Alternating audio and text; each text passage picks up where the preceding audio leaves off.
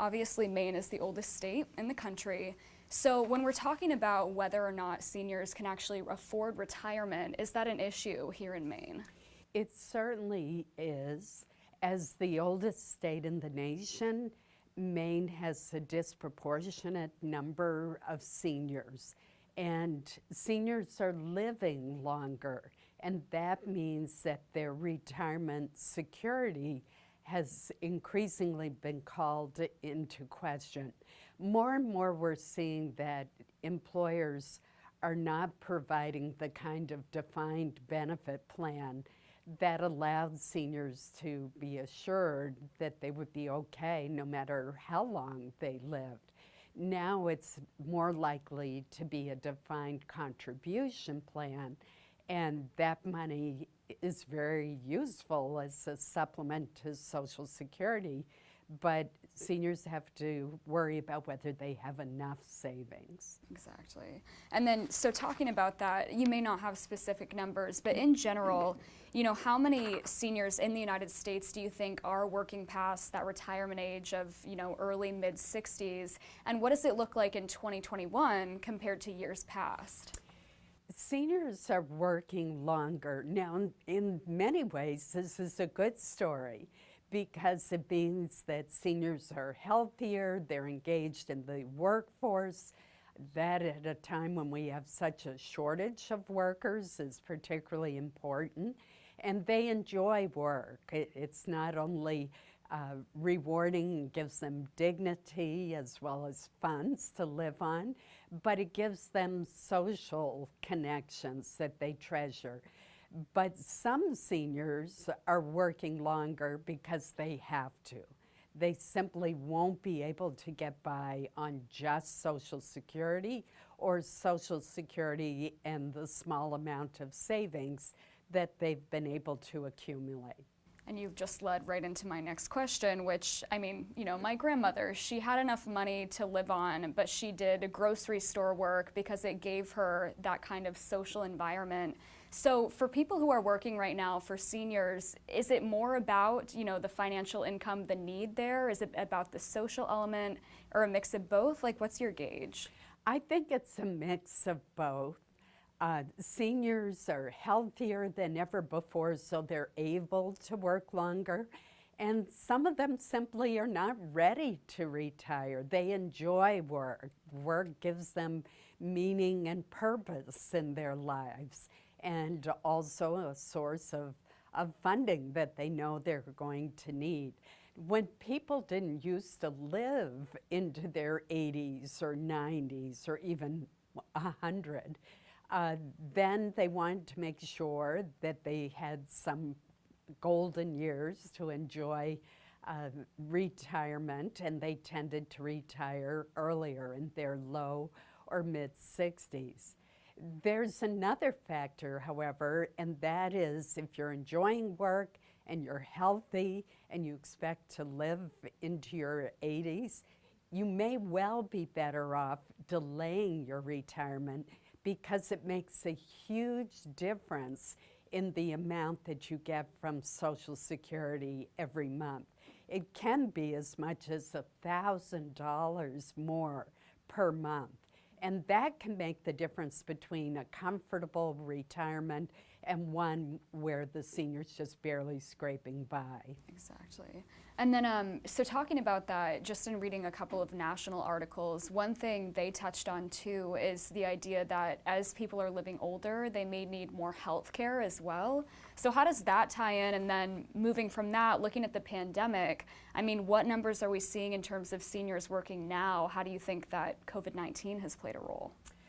I think the pandemic has decreased the number of seniors who are working longer. Now, I don't have hard facts to back that up. That's just based on my experience and observations in talking with seniors. A lot of them are concerned that since seniors are more at risk for COVID, particularly the more serious cases of COVID, they may not want to be in a workforce any longer, whereas pre-COVID, they might have chosen to work a few more years. We also see it with senior centers, which were closed down last year, when also congregate centers for lunches were closed, and instead a lot of area agencies on aging moved to home-delivered meals. And that was necessary in the pre-vaccination time in particular.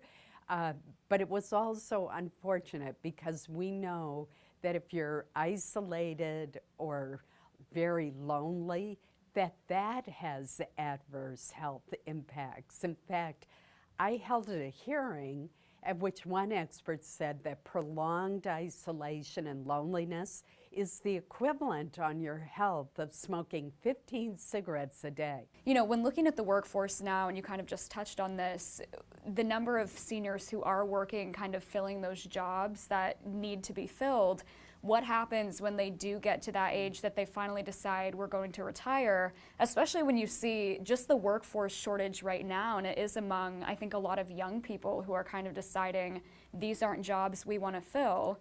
What happens to the workforce? I mean, how is that going to impact it? The loss of experienced older workers makes it difficult for employers because they're already facing a workforce shortage and also a mismatch in the skills that people are bringing to the workforce and the jobs that are available. I remember talking to a woman-owned business in Piscataquis County, and she said her very best workers were older workers, that they were extremely dependable, they were skilled, and they were quick workers, and they did whatever was needed. And that's not to in any way denigrate our younger workers, I hasten to say, who are absolutely essential. But we are finding a real change in the workforce, and some jobs I think will end up being automated. And we're already starting to see that.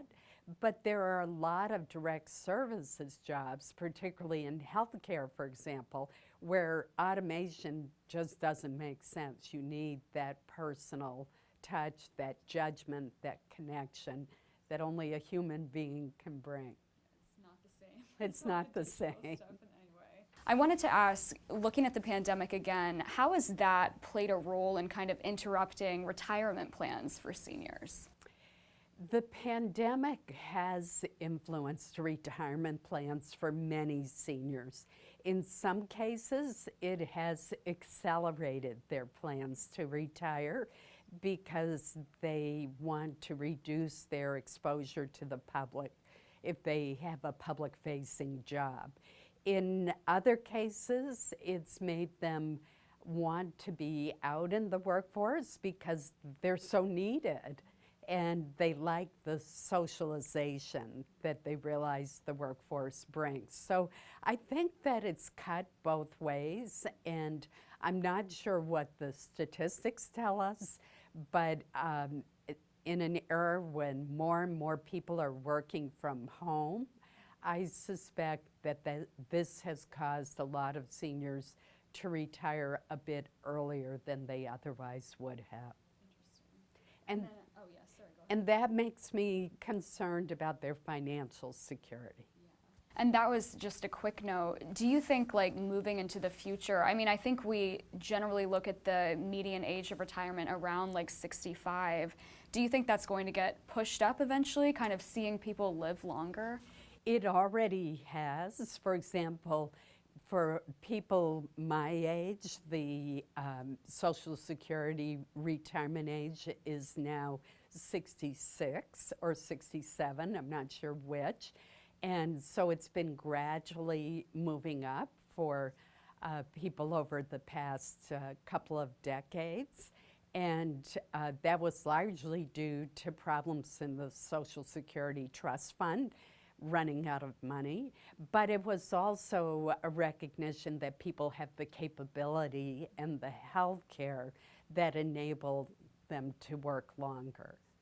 And then, talking about that, talking about Social Security measures and other initiatives, what's going on right now in Congress? Obviously, you're the chair of the Senate on Aging Committee to address these issues in full.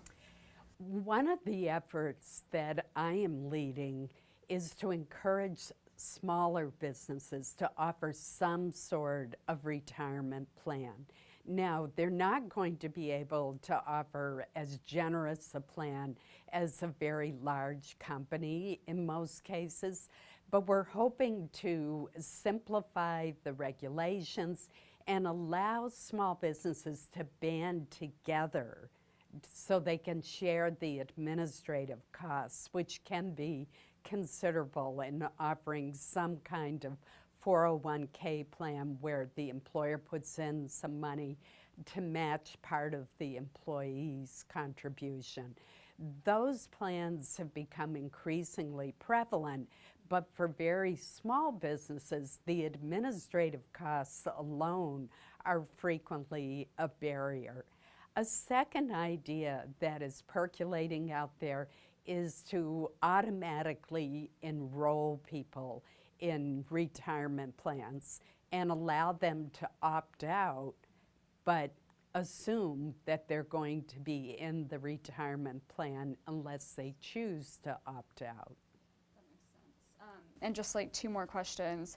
I spoke with someone from AARP today just to kind of get my bearings with this story. And one thing that she mentioned is, that I had never thought about is women in particular are affected, by this issue, because she said on average they tend to take like 12 years of caregiving leave, whether it's for kids or for parents.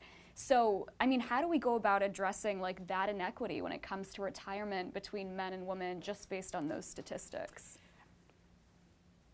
Retirement security disproportionately is a women's issue.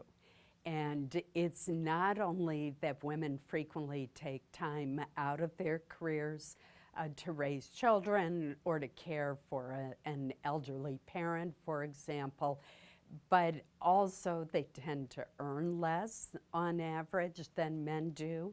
And that in part reflects the interruption of their careers, but also some inequities in our society that I think and hope are diminishing. In addition, is the simple fact that women live longer than men do. So their retirement savings need to last longer.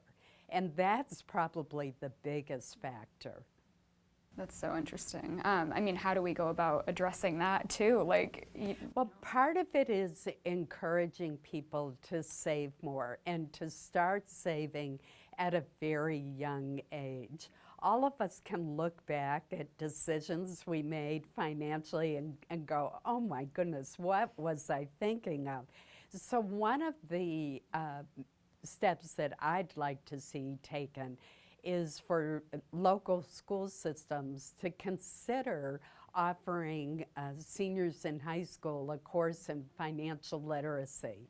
So they learn not only how to set up credit, how to manage debt, but most of all, the importance of saving and starting from day one, even if it's just putting aside a very little bit a week, which is often all anyone can afford when you're first starting out. But it makes a big difference in the long run.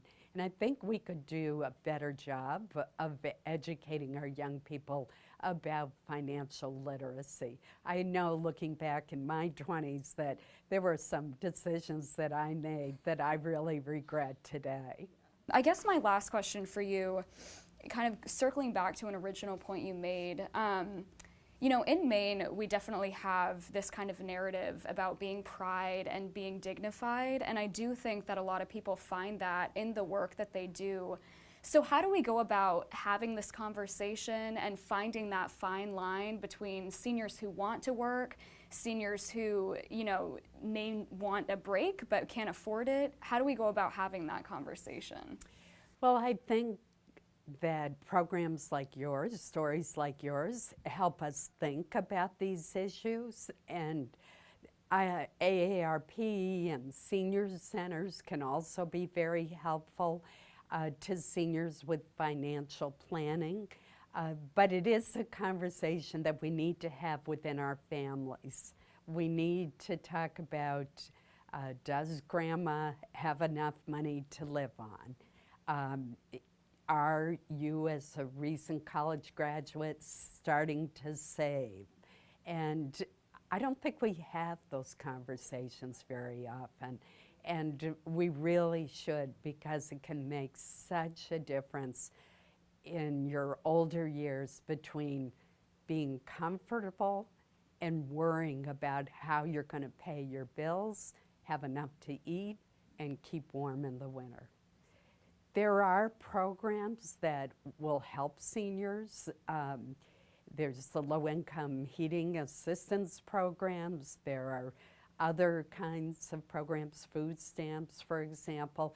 But you're right that most of our seniors in Maine take great pride in being self-sufficient. And even ones who would qualify for help sometimes just don't want to ask for help. We need to look out for our neighbors and make sure that people are okay if they're alone and elderly and their family may live far away. And that's a way that we can watch out for each other. Fortunately, Maine has a strong sense of community, and I think we're very lucky that way. Is there anything else about that that you want to add that I didn't ask you? I think you've covered it really Great. well. That was really helpful. Thank you so you. much, Senator. Thank you.